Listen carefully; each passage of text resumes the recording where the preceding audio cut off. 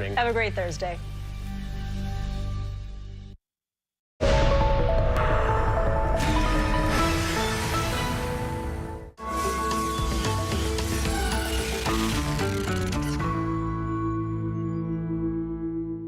It's Thursday, December 1st. Money's based on trust, and he's all out of trust. We start here. For the first time since his crypto empire collapsed, Sam Bankman-Fried sits down for a broadcast network interview. How do you explain the failure? Was it inattention, arrogance? It's a good question. Was it unethical? George Stephanopoulos is here to explain why it's rocking the entire financial world. Same-sex marriage is already the law of the land. Now it's about to be covered by an actual law. It's really a rare show of bipartisanship. We don't really get a lot of those moments around here. After one of Nancy Pelosi's last big achievements as Speaker, a new generation is ready to take over for her. And their home values sprang up by more than 50%. All they had to do was put a white woman inside of it. The only thing bringing down the value of my home was me. An ABC nationwide investigation reveals the alarming math of the home appraisal industry. From ABC News, this is Start Here. I'm Brad Milkey.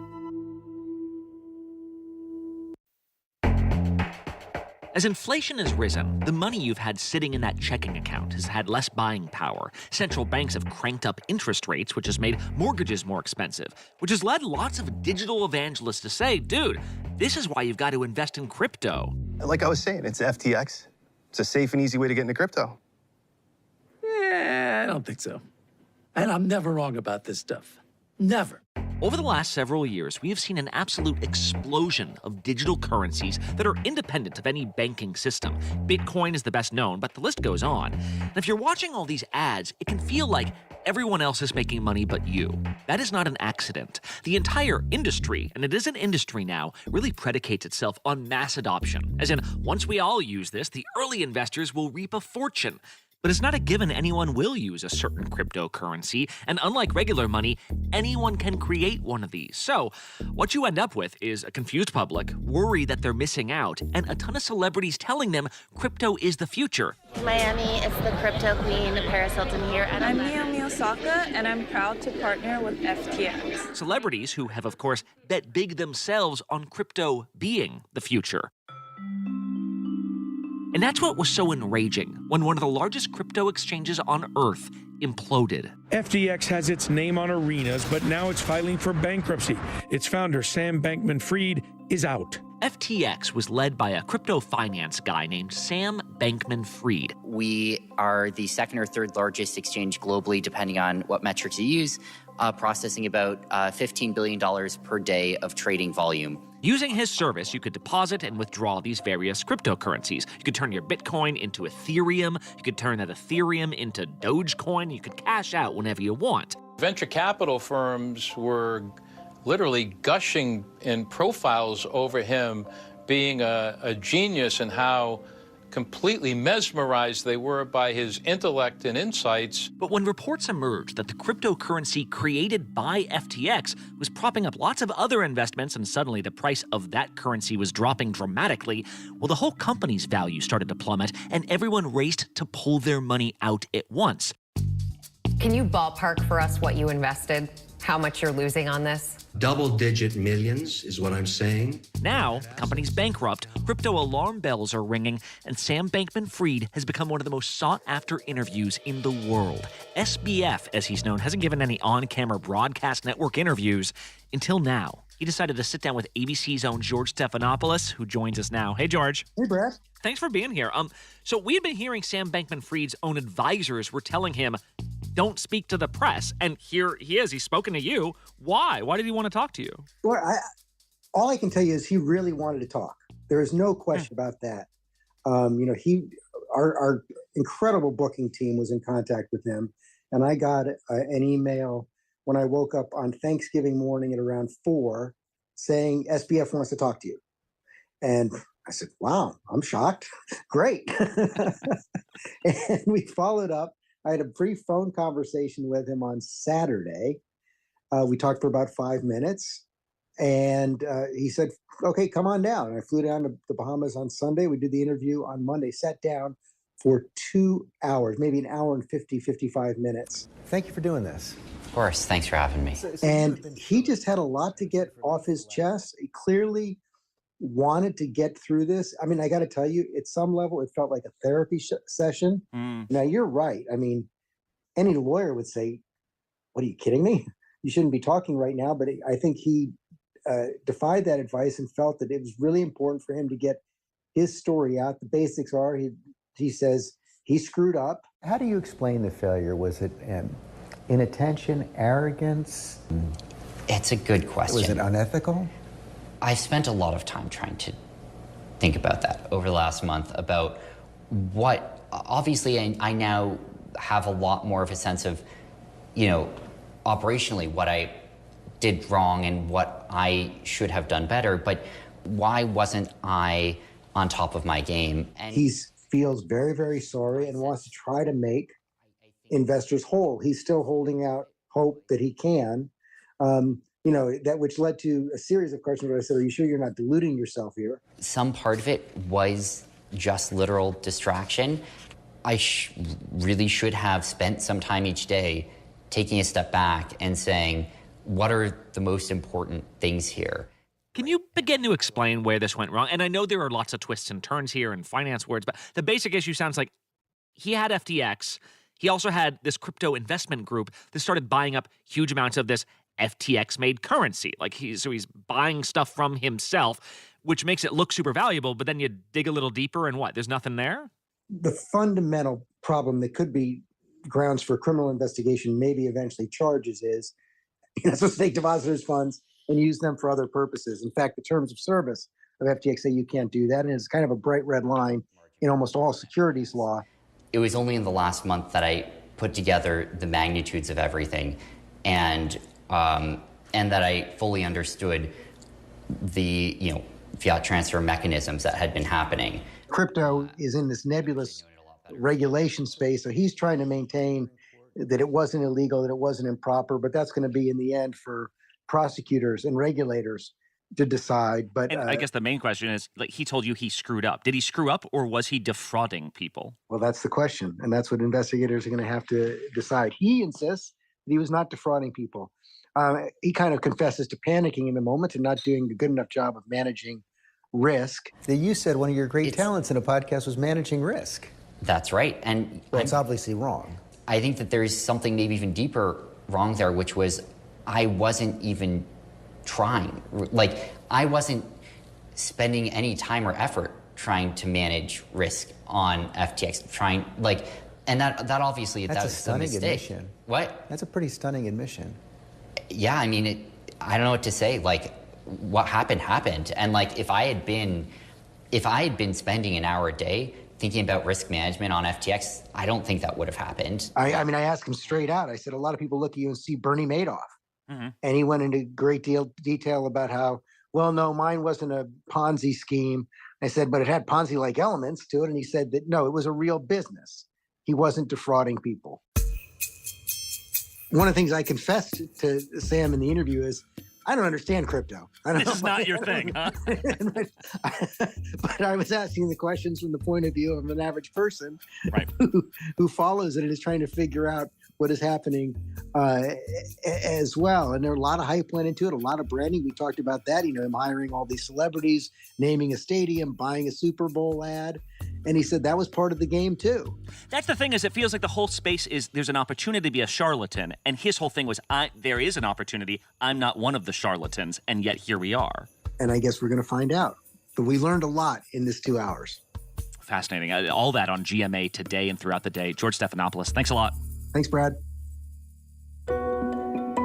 We've seen some history made in Congress in the last 24 hours.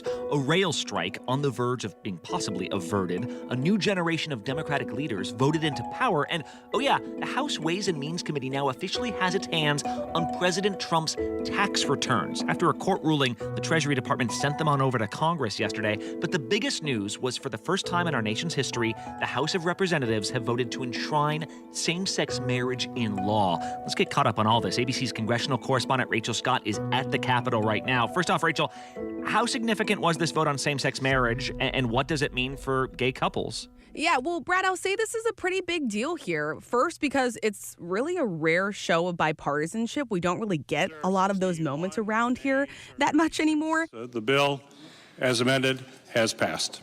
Mr. President, what a great day. What a great day.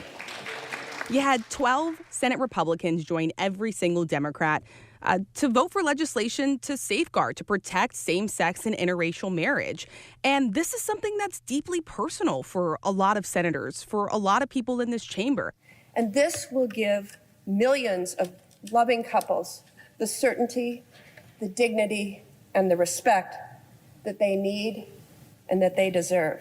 I was in the chamber as this bill passed, and I was watching Senator Tammy Baldwin. She's the first openly gay person elected to Congress. She talked about what this means to her. Senator Kyrsten Sinema, the first openly bisexual member of the Senate, was in near tears. I can't wait for people all across the country to be able to talk to their children and their children's children about the time in America when we made it completely normal. So there is no question about it, Brad. This is a historic move, but it also goes to show in the months following Roe versus Wade being overturned that Democrats here wanted to move forward with protecting other rights. They feared that other rights could also be in jeopardy. I was going to say, it's not as if gay people can't get married right now, like the Supreme Court says they can, but that Supreme Court ruling could go away. Rachel, you also had this potential rail strike. We talked about it yesterday, and how Congress was going to try to pass something to essentially squash the strike. Where do we stand on that? Because we sort of thought something would be passed at this point. Yeah, so Congress essentially, Brad, took the very first step to avoid what honestly would be a catastrophic shutdown of the nation's railroads. We are talking about something that could cost the economy, it could cost businesses and consumers up to $2 billion a day. It would drive up the cost of everything from gas to groceries right before the holiday season. So the House did pass a bill that would prevent this rail strike. But I will say that this move is also controversial. You know, this deal does give rail workers their biggest raise in decades, but it only includes one additional day of paid leave. And you have several unions that are calling for more. And we even talked to one rail worker in Lincoln, Nebraska.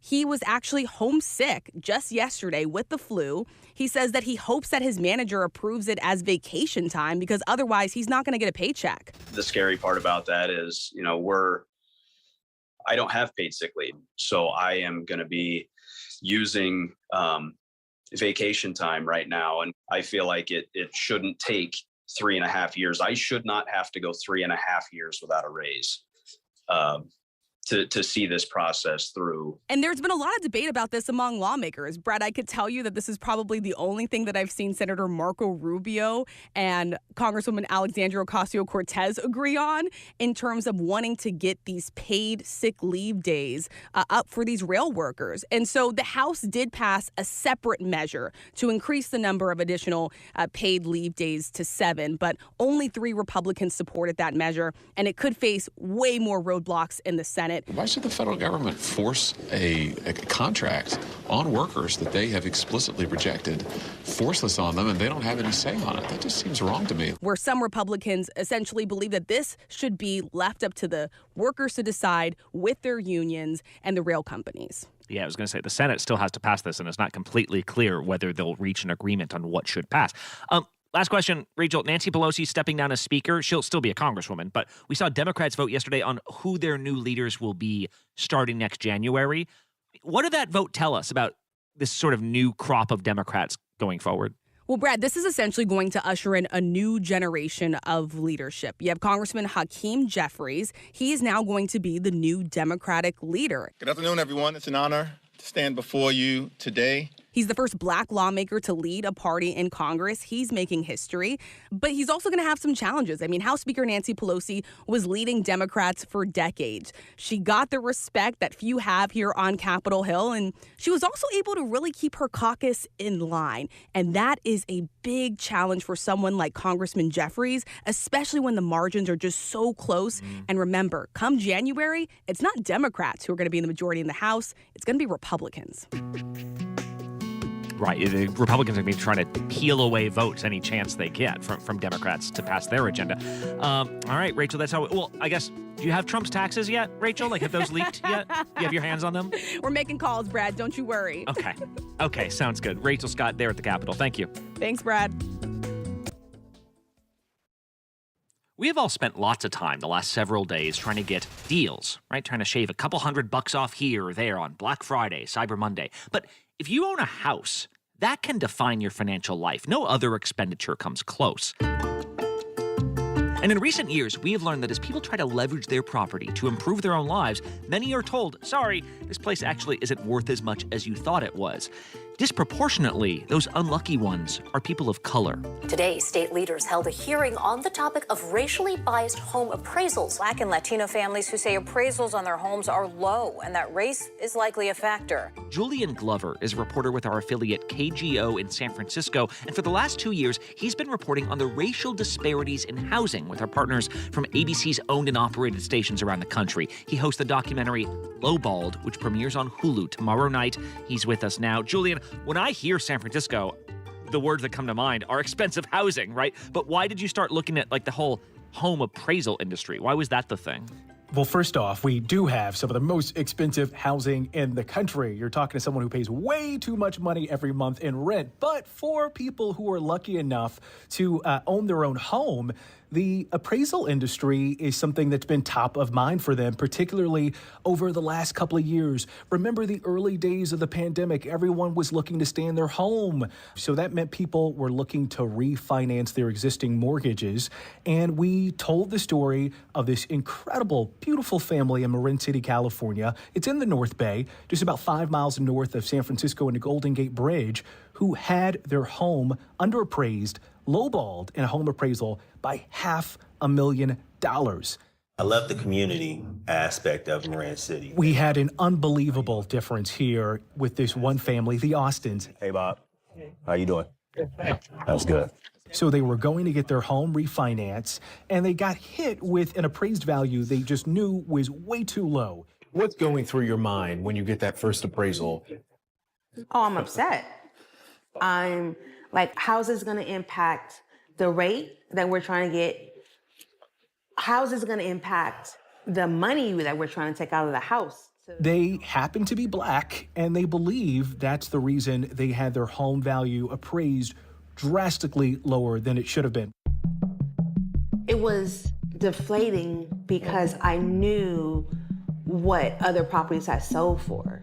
A nearly $500,000, let me say it again, $500,000 appraisal gap after they took down their artwork, their photos, and then had one of their best friends, who happens to be white, stand in a subsequent home appraisal and bringing in her own family photos. And that's So explain this to me. They had a white, like just their white friend pretend to own the house and like see if a different home appraiser gave it a different value? Absolutely. We had a conversation with one of our white friends, and she is like, no problem. I'll be Tanisha. I'll bring over some pictures of my family. And then they got the appraised value back, and it jumped by an unbelievable amount, $500,000. I want to ask you about the erasure that you all had to perform in taking down your artwork, your family photos. It was humiliating, right? It's hard to take down who you are because you're not sure if who you are is good enough. You should never have to think about that. It should never be a question like, is this the reason why? Because it's not the countertops, it's not the view, it's not the floors, it's not the fireplace. What the lady saw was the color of our skin. The appraisal and the appraiser really is the cog in the machine when you're going to refinance your property. Essentially, the lender is hiring an appraiser to go out. So if you have an existing mortgage from a bank or you're trying to go with a new lender altogether, to make sure that the home has enough value for them to be able to finance the property. So if something happens, they can be able to sell the home, and they know that they will be able to recoup the money that they've loaned to you for that home mortgage. So if the appraised value comes in too low, then you don't get the mortgage. You don't get to refinance. In this case, you don't get to save hundreds, in some cases, Brad, even upwards of $1,000 a month on your mortgage. Is there a sense as to why? Like I hear you saying Black and brown families are getting different price estimates from these appraisers. Why is that? Like, is there something that makes somebody walk into their house and go, oh, this is not worth that much money?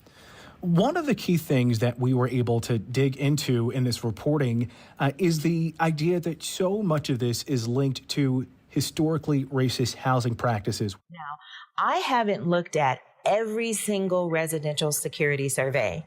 But every single one I've looked at, if there are any Black people in the area, it's graded the worst grade.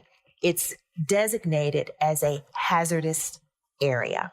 We're talking about things like redlining that go back almost a century at this point. It's the systemic, institutionalized association between race and risk. Where the appraisers are selecting the comps, the comparable homes that recently sold, and where they're deciding not to pull those comps from, in many cases is determining the outcome of the appraisal and determines if you get that refinance or if you're able to purchase a new property. Like, this is like this other house that we've seen, and it's in the Black neighborhood, and it's not like, and it's worth this amount of money. And yet, all of a sudden, when a white person's living there, they're like, actually, it's more like this house. Exactly. And the disparities are mind-blowing. And then I'm getting all this mail saying, you know, refinance, refinance, refinance. So I'm like, this is the time to do it. And we get to the appraisal. We introduce you to Carlette Duffy in Indianapolis, who literally, Brad, had the value of her home double. Removing everything that represented me, my family, my culture. After having a white friend stand in and taking down all of her pictures and artwork, it just hits me that I was right and that it was me. The only thing bringing down the value of my home was me. this isn't just happening to a few families. These aren't one-offs. Our ABC News data journalism team was able to find that in refinance applications in predominantly black neighborhoods, they're nearly 5 times more likely to be underappraised than in white communities.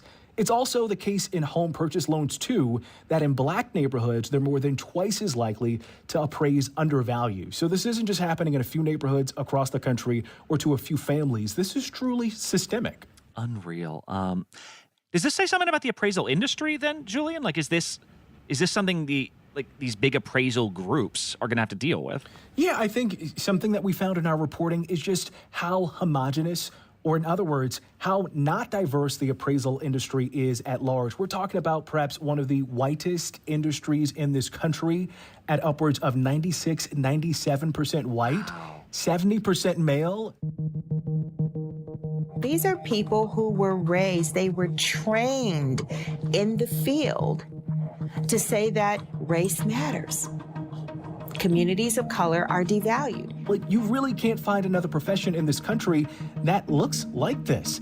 So they're bringing all of those biases with them when they are making their decisions, even if it's not conscious. A lot of that has to do with how you become an appraiser in this country. It's really been a profession that's been passed down from grandfather to father and from father to son. You have to get 1,000 hours of supervised training from a current licensed appraiser to become an appraiser. So why would I take you under my wing if in a couple of years you're going to be my competition in trying to appraise homes, in a particular area? So that's blocked people of color, that's blocked women from getting into the field for so long. Fascinating reporting. This documentary, Lowballed, premieres on Hulu tomorrow night. Julian Glover, really interesting. Thanks so much. We appreciate it. Thank you, Brad. And one last thing. We're officially in December, which means it's Santa season. Kids around the country are looking for a lap to sit on. There's just one problem. There's a Santa shortage. Hey, Brad. How are you today? I feel underdressed, man. That's how I'm doing. Hey, this is how we always dress here at Hire Santa. That's Mitch Allen, who was talking to me on Zoom from what kind of looks like a North Pole workshop, and he's dressed in a bright green elf suit. And I'm the founder and head elf at Hire Santa. Hire Santa is a Texas-based company founded as a kind of agency for Santas, from mall Santas to parade Santas to the guy that shows up at the office Christmas party. We help brands associate themselves with Christmas through the use of holiday entertainers, primarily Santa. That's our milk and cookies. But this year, he says, supply just isn't meeting demand.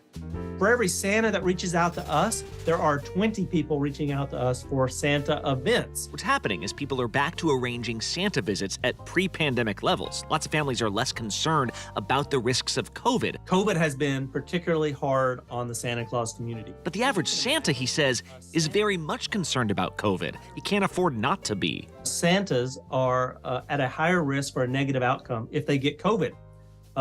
Just the demographics of this group of gentlemen. And so, yes, we lost a great number of Santas, unfortunately, as well as Santas every year age out and they decide to hang up the red coat. And so we estimate that over the last few years, we lost about 10% of our Santas. And we've been trying to get more and more Santas to fill those jobs. He also mentioned there was a bigger push than ever for diverse Santas. Different races, sure, but also Santas who can speak Spanish, Santas who can use American Sign Language. People don't just want to meet Santa, they want to meet a Santa who really seems to see them. But as our conversation went on, I noticed something. When Mitch talked about what he looked for in a Santa, he was being extra jolly to me. Was he just being nice? Or was he trying to recruit me? Now listen, you've got a good beard. We can bleach that beard up a little bit, let it grow out. You can definitely be a Santa next year. Wait, you think? How would an interview to become a Santa, how would that go exactly? Well, first of all, we got to make sure you got a clean background check. And on this call in his snow globe Zoom room, he began a job interview with me, just in case I needed some seasonal work. Brad, how many reindeer does Santa have? Okay, I know this. How many? He's got 8. 8? Are you sure? He's got 8 reindeer. I think you're leaving one off, but okay. Now, what are the names of the reindeer? Oh no, did I forget? Did I make Rudolph one of the 8, but Rudolph is actually the 9th? Let's see. Can you name all the reindeer? Okay. Dasher, Dancer, Prancer, Blitzen, Comet, Cupid, Rudolph. Donner? Oh no. Mitch, we got a dog for Christmas and his name was Donner and I just forgot Donner. Okay, so maybe I wasn't super prepared for this job interview. Mitch said that was no problem because Hire Santa could recommend some Santa schools. These are a real thing where Santas exchange tips and best practices, from beard maintenance to how to answer questions from inquisitive kids to holiday jokes. Do you know where Santa keeps money at the North Pole? All his money? He keeps it in a snowbank. Wait, you're just in charge. Wait, if you're a Santa, you're just in charge of making terrible puns? That's the job? Listen, when you hang around with a bunch of Santa Claus entertainers, it sort of goes with the territory. My beard might have some gray in it, but I didn't think I was Santa age yet. Jeez. If you're a big Christmas person, hope your December is off to a fantastic start. Our producer Kelly Therese already has her tree up. I'm Brad Milkey. I'm off for a couple days, but you will have some very merry guest hosts. I'll see you next week. I don't have it.